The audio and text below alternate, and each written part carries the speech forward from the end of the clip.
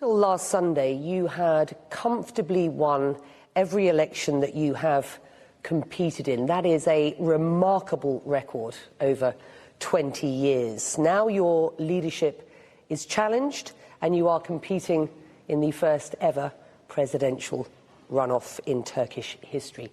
How confident are you, sir? The current competitor has challenged us 15 times, and he was defeated. This is a new experience for Turkish democracy. I believe my people will turn out for a strong democracy in next Sunday's elections. Because the turnout in the last round was around 90%. Very significant. It's unprecedented on a global scale. And I hope our people will not let us down.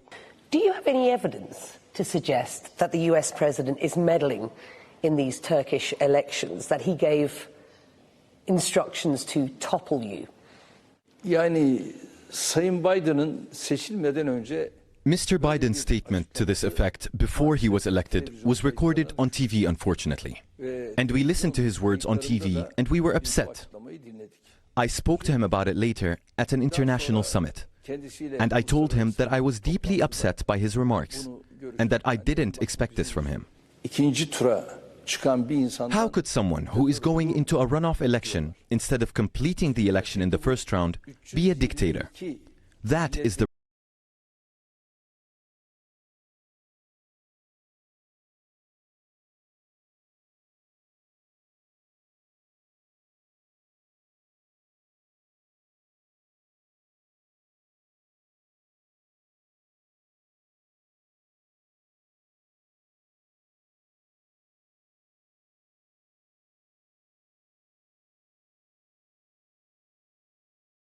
reality.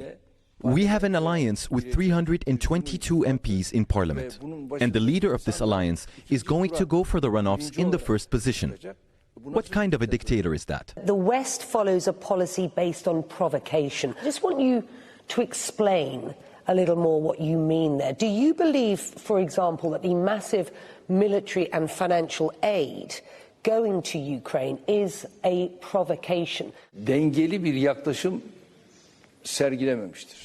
The West is not leading a very balanced approach.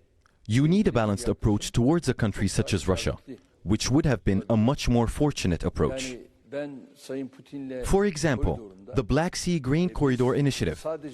We are not only considering the interests and the needs of the Western countries, but also that of the African nations. This Grain Corridor Initiative has been extended for another 2 months beginning on the 18th of May. How do you think it was possible? It was possible because of our special relationship with President Putin. Are you ready to support Sweden's NATO membership?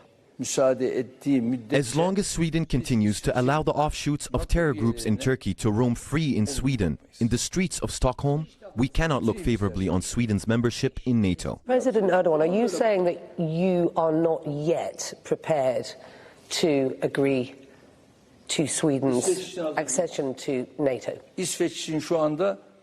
We're not ready for Sweden. We're not ready for Sweden right now. First, they need to solve this issue. Because a NATO country should have a strong stance when it comes to fighting terrorism. And they should not allow any terror groups to run freely in their streets against a NATO country. Because this is what makes NATO special.